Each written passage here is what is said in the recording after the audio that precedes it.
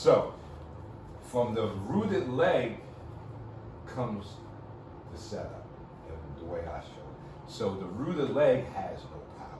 The rooted leg has stick power, meaning if you push forward, meaning you go into this leg, a Tai Chi, thus I'm sinking you. So this is how I use my root.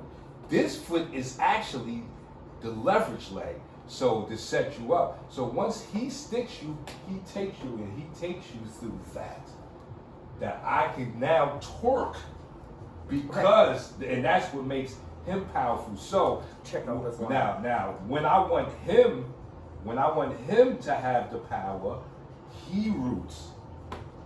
Now he becomes the stick arm, while he becomes the power.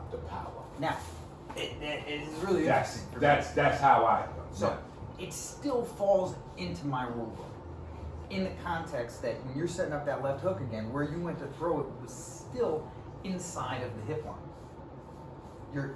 Your leverage was great. However, it's still inside the foot. Right? Well, okay. Inside this line. Right? So if I took this outside of that line, I'm curious how that feels. What? The hook.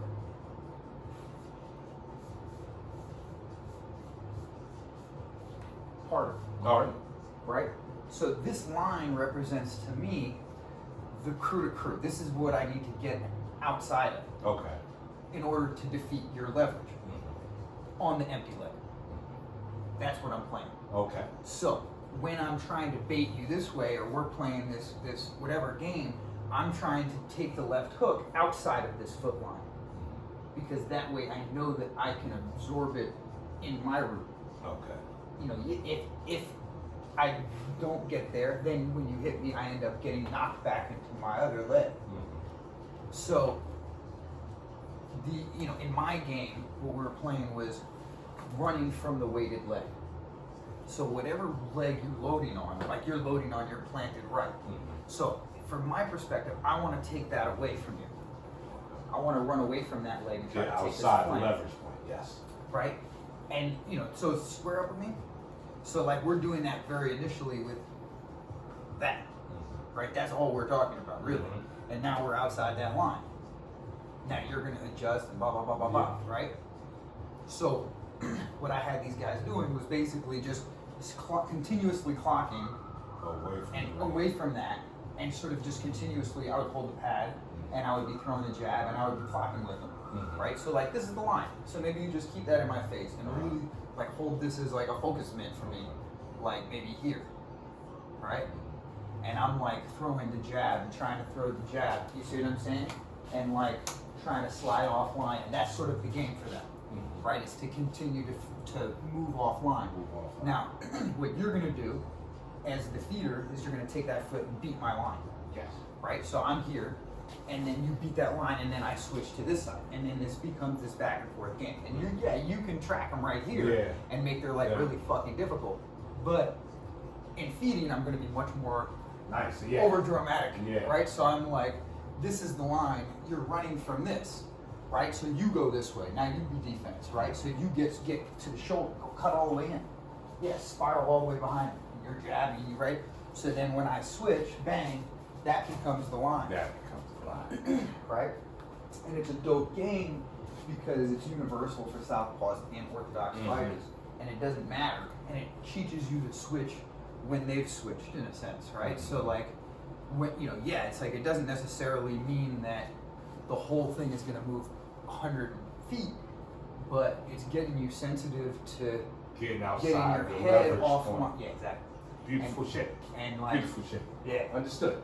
Beautiful shit. And you see what I'm saying about being in a weighted leg versus like when you have leverage, you're still slinging your weight, right? It's still mass in motion that you're connecting. Yes. But when I've taken you outside of the hip to shoulder, I've disconnected your shoulder from the pelvis, and that's why when you go to do it, you're trying to use you bicep can't. muscles. It's not even just that. It's like I couldn't sit down into it, like because you've gotten past the leverage point. Yeah. But see, and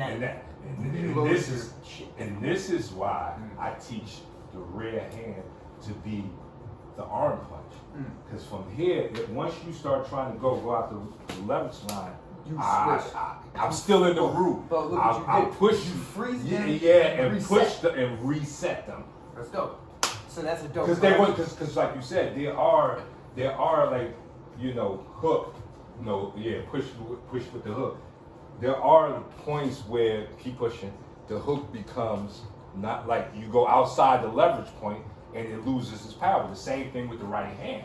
Like if I start going this way, the right hand starts to lose what it is over this, where you can sit down into it. So there are, I'm thinking about taking the right hand the other way.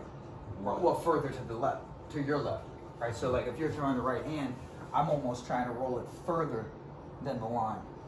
I mean like this. That's just what I'm saying. But you're right. It's Tai Chi. You can still get outside that. With all of this, with push hands, you learn. This is what you're learning. There are many leverage points and many points where I go outside the leverage, where your push is strong and then your push is weak.